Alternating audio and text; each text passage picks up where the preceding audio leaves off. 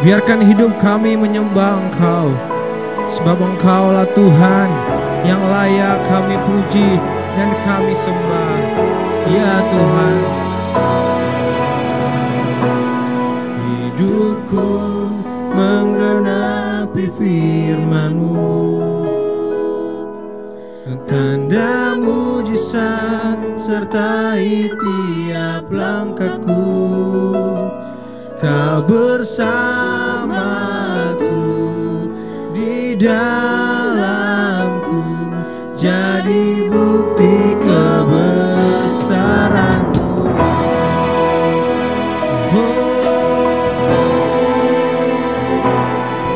Tuhan, Kau sempurna dalam rencana-Mu dan karya-Mu. Ku serahkan hidupku, murnikan dengan Roh-Mu. Tuhan, Kau sempurna dalam rencana-Mu dan karya-Mu. Ku serahkan hidupku, murnikan dengan Roh-Mu. Hidupku menggenapi firman-Mu,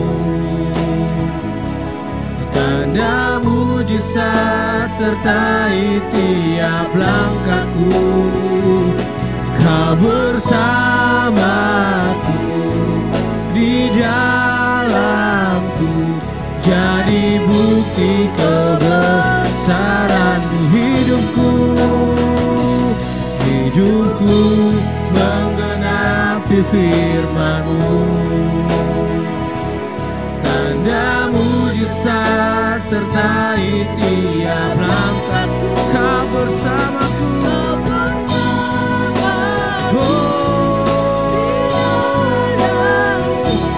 jadi bukti kebesaran-Mu.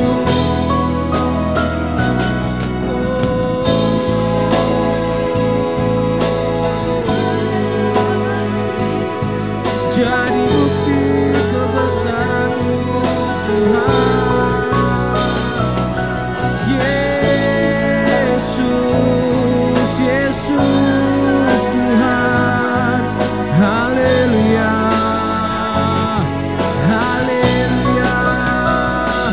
Ku mau menyembah-Mu, Yesus. Biarkan hidupku memuji nama-Mu.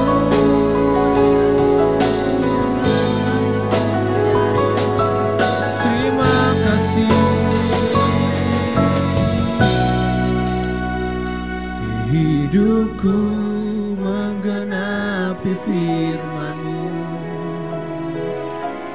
tanda mujizat sertai tiap langkahku. Engkau bersamaku di dalamku, jadi bukti kebesaran-Mu. Hidupku,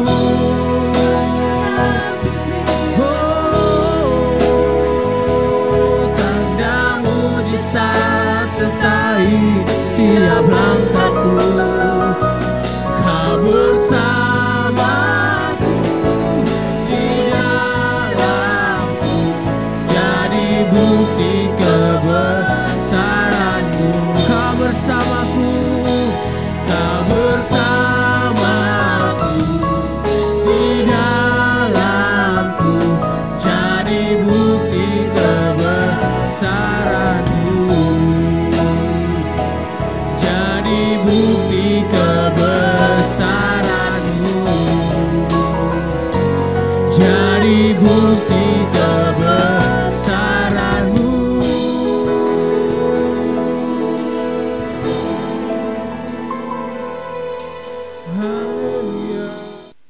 Shalom Bapak Ibu Saudara, kembali kita berjumpa hari ini menikmati kebenaran firman Tuhan. Sebab itu mari kita siapkan hati kita berdoa. Demi nama Yesus Kristus kami bersyukur, berterima kasih buat rancangan Allah yang terbaik yang Tuhan sudah karuniakan kepada kami di dalam Kristus Yesus, yang telah mati dan telah bangkit dari kematian. Kalau hari ini kami ada semua karena anugerah Allah, kebangkitan Kristus memberikan kepada kami jaminan dalam segala sesuatu. Dan itu sebabnya kami bersyukur kebenaran firman-Mu hari ini membawa kami bertumbuh dalam rancangan Tuhan dan dapat mengerti, memahami setiap kebenaran ini dan membawa kami kepada kehidupan Kristen yang berkemenangan. Terpujilah Tuhan, kami siap terima firman-Mu demi nama Yesus. Amin. Bapak Ibu Saudara yang dikasihi Tuhan, kebenaran yang tidak bisa dibantah oleh siapapun dan dengan cara apapun adalah realita bahwa Yesus mati dan Yesus bangkit. Disaksikan oleh 500 orang muridnya, dan selama 40 hari ia bersama-sama dengan muridnya, seringkali menampakkan diri kepada muridnya, dan terakhir di hadapan para muridnya dengan mata telanjang mereka melihat Yesus terangkat ke sorga. Nah Bapak Ibu Saudara, apa makna daripada kebangkitan Kristus bagi kekristenan kita yang membuat kekristenan kita sangat berbeda dengan agama apapun? Bapak Ibu Saudara yang dikasihi Tuhan, mari coba kita perhatikan kembali surat Paulus di dalam 1 Korintus 15 ayat 43a. Ditaburkan dalam kehinaan, dibangkitkan dalam kemuliaan. Bahwa prinsip makna kematian dan kebangkitan Kristus bagi kita adalah melalui proses kematian dan kebangkitan Kristus, kita dapat menerima jaminan tentang kemuliaan. Bahwa tidak ada kemuliaan diperoleh tanpa proses perendahan, penghinaan. Kutuk di atas kayu salib telah berubah menjadi berkat. Kelihatan gagal di kayu salib, tetapi kemudian kita tahu mendatangkan kemenangan ketika ia bangkit kembali. Semua orang menghina pada waktu itu, mengejek dia sebagai raja orang Yahudi, sebagai orang yang mati terhina,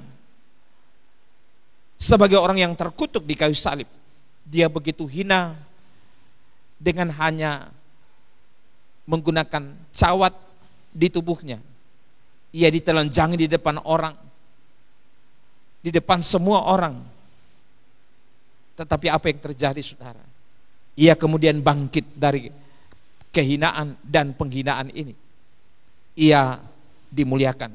Dan inilah Bapak Ibu Saudara yang menjadi jaminan bagi kita bahwa apapun yang saudara alami dalam kekristenan saudara, mungkin saudara merasa bahwa selama saudara menjadi orang Kristen, pengikut Yesus, saudara mengalami persekusi. Mungkin saudara mengalami tekanan-tekanan. Mungkin saudara merasa direndahkan atau dipinggirkan oleh situasi atau lingkungan atau kesempatan-kesempatan yang tidak diberikan kepada saudara sebagaimana pada umumnya. Akan tetapi Bapak Ibu Saudara, mari kita baca firman Tuhan di dalam 1 Korintus 15 ayat 43 bahwa ketika Yesus mengalami kebangkitan, Paulus menyimpulkan bahwa itu adalah bentuk penaburan dalam kehinaan. Dan kemudian ia dibangkitkan dalam kemuliaan. Nah, Paulus juga mengungkapkan dalam Roma pasal 4 ayat 24, sebab kepada kita pun Allah memperhitungkannya karena kita percaya kepada Dia yang telah membangkitkan Yesus Tuhan kita dari antara orang mati. Kalau Yesus itu dibangkitkan dari kehinaan kepada kehidupan yang penuh kemuliaan, kita pun juga dibangkitkan di dalam kehidupan yang penuh kemuliaan.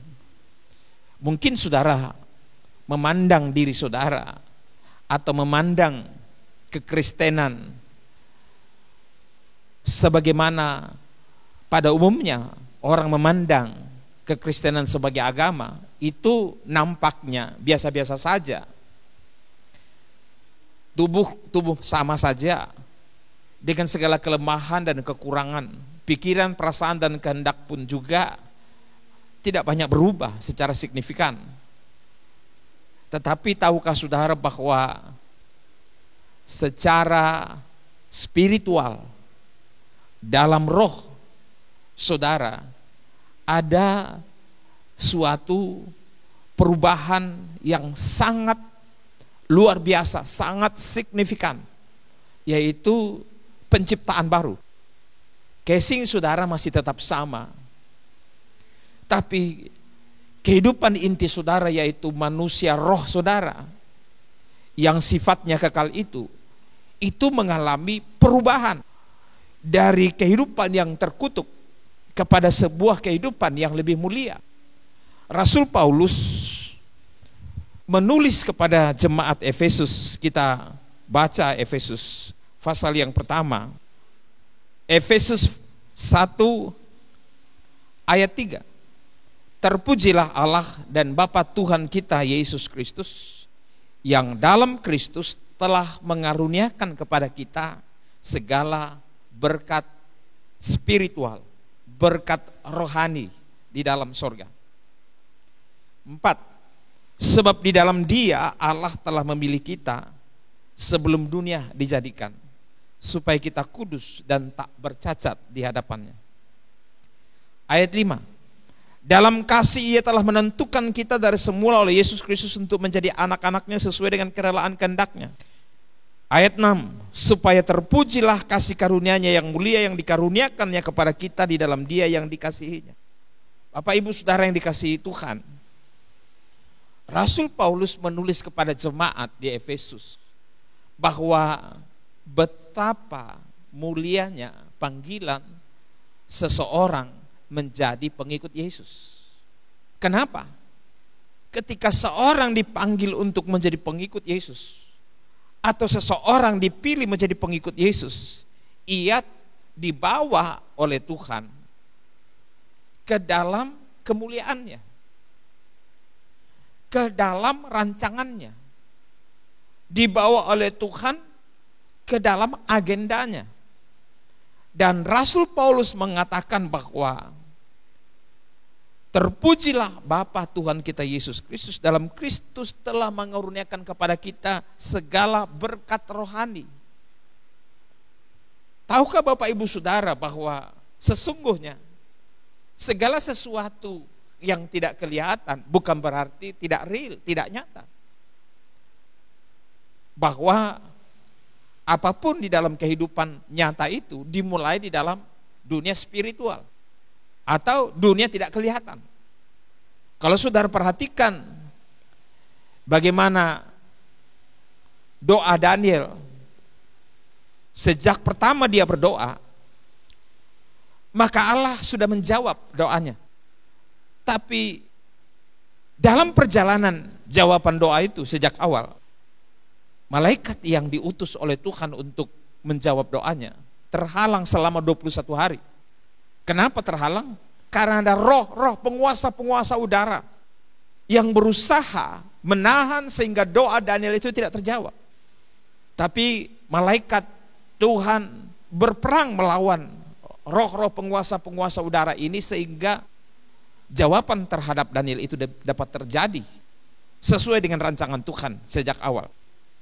Jadi kita lihat bahwa sesungguhnya berkat rohani itu ada.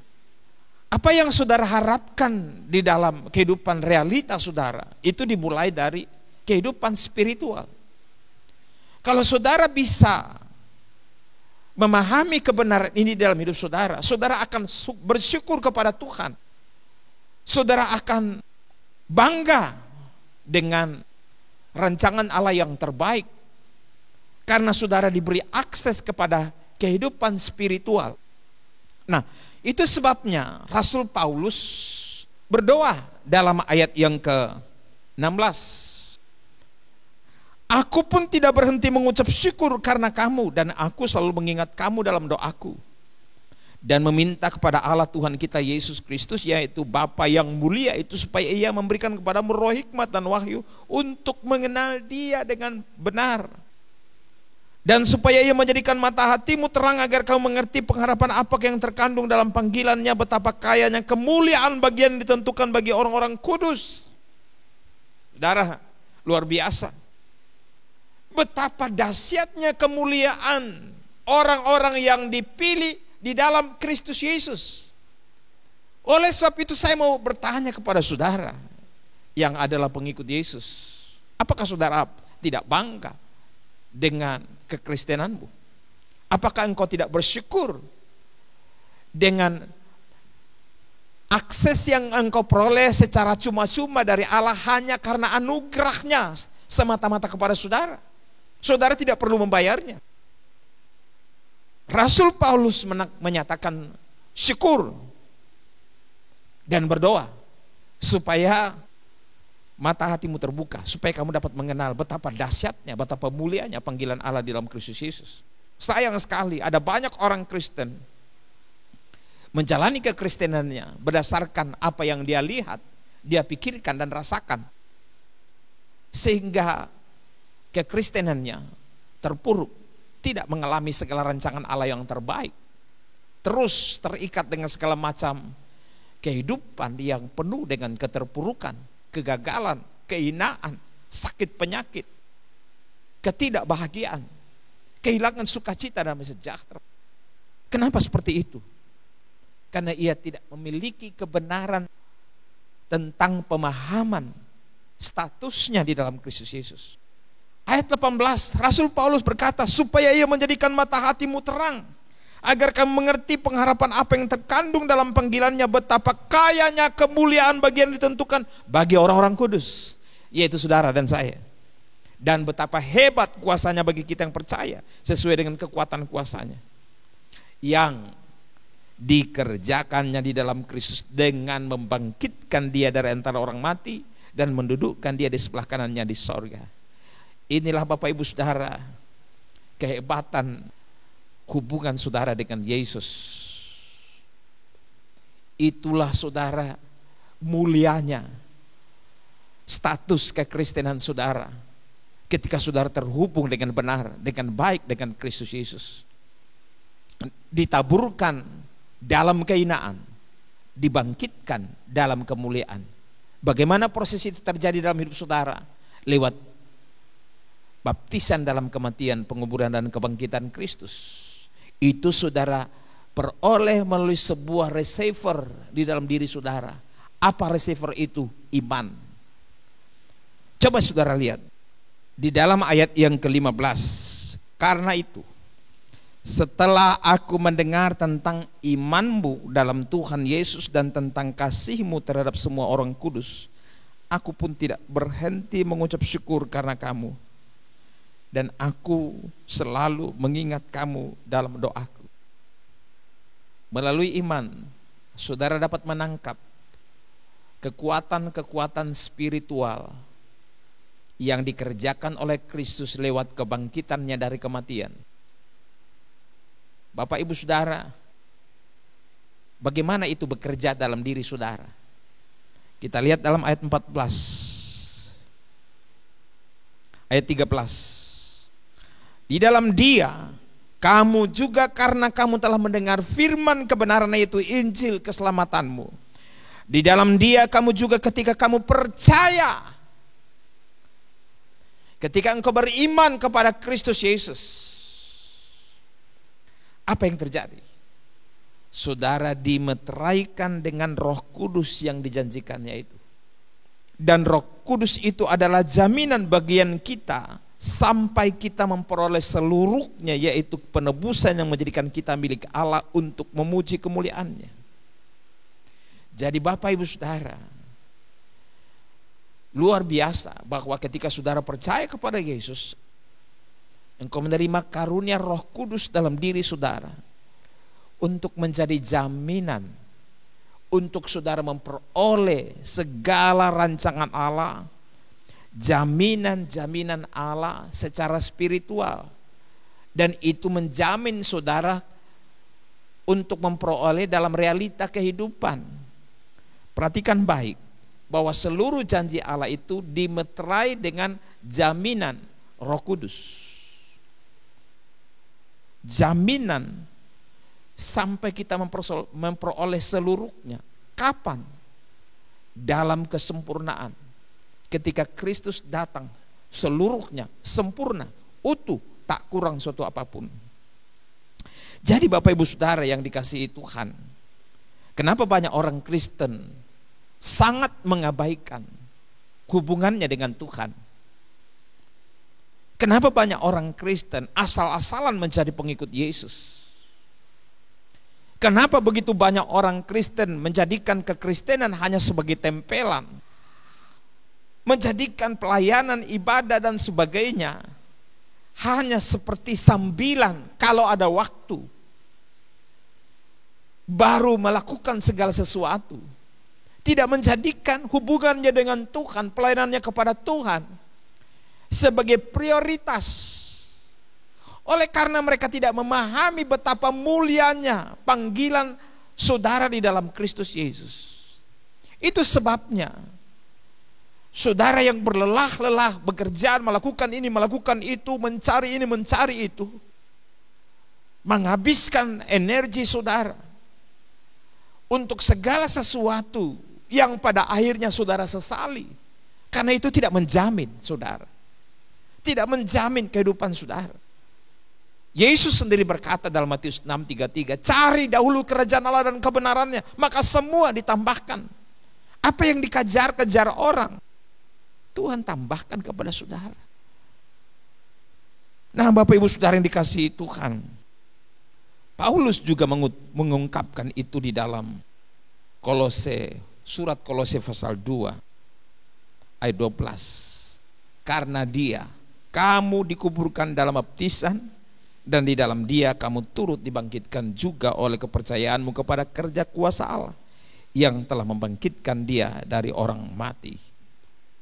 Bapak Ibu Saudara, apa yang saudara takutkan? Saudara telah dibangkitkan di dalam Kristus Yesus. Imanilah kebangkitan Kristus itu dalam diri saudara. Imanilah karya Kristus yang mulia itu. Berdoalah supaya mata hatimu terbuka, engkau mendapatkan pewahyuan betapa dahsyatnya, betapa mulianya panggilan Allah di dalam Kristus Yesus kepada saudara.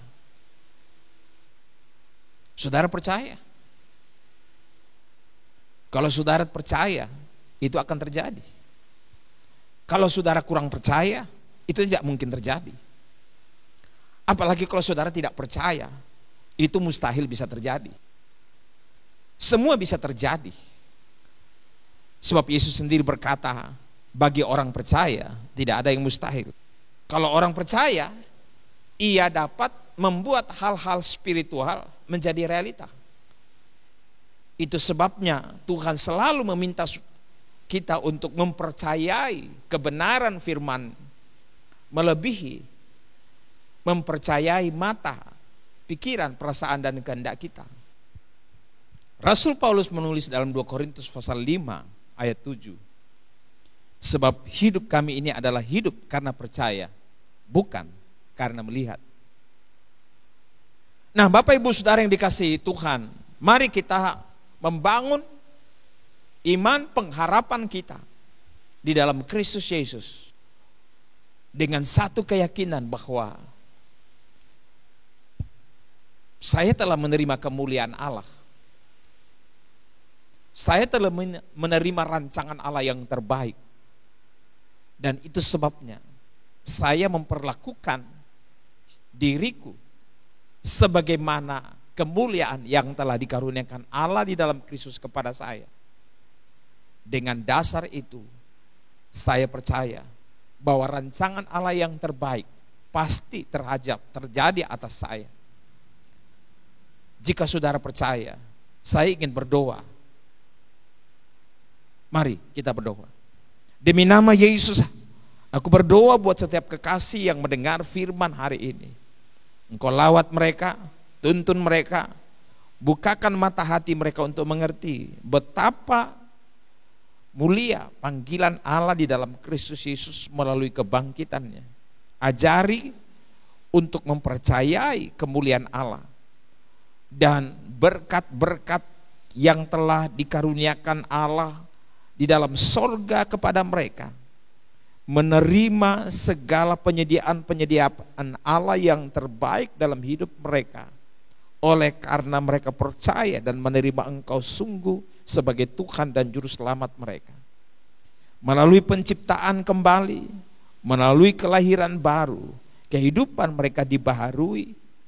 Dan itu sebabnya hamba percaya dalam kehidupan yang telah dibaharui, Roh-Mu menjamin sebagai meterai untuk menerima segala rancangan Allah dalam hidup mereka. Bimbing mereka, bukakan mata hati mereka, beri pewahyuan untuk memahami kebenaran ini. Apabila ada umat-Mu hari ini yang sakit, hamba berdoa dalam nama Yesus Kristus, ulurkan tangan-Mu. Mungkin mereka sedang terbaring di rumah sakit atau di rumah atau di mana saja. Hamba berdoa dengan dasar kebenaran surat Petrus bahwa dosa-dosa kami telah dihapuskan karena kuasa darah anak domba di kayu salib, dan oleh bilur-bilurnya kami telah disembuhkan. Ulurkan tangan-Mu saat ini demi nama Yesus Kristus. Jadilah sembuh, jadilah pulih, jadilah kuat, jadilah sehat. Apabila ada di antara umat-Mu yang mulai meninggalkan Tuhan dan kehidupannya mulai terpuruk seperti anak yang hilang, hamba berdoa, ingatkan mereka tentang kemuliaan yang disediakan oleh Allah di rumahnya, yaitu kemuliaan seorang anak dan kemuliaan seorang ayah. Hamba berdoa dalam nama Yesus Kristus, ingatkan mereka untuk pulang. Dalam nama Yesus, tuntun hati mereka untuk terima Engkau dan pulang pada jalan dan rancangan Allah. Hamba percaya Engkau tidak akan pernah menolak mereka. Hamba berdoa bila ada di antara umat-Mu yang punya masalah, dalam nama Yesus Kristus, lepaskan mereka, berikan mereka jalan keluar saat ini juga. Demi Kristus Yesus hamba percaya rancangan Allah yang terbaik di sorga terjadi atas saudara. Terpujilah Tuhan demi Kristus Yesus. Haleluya. Amin.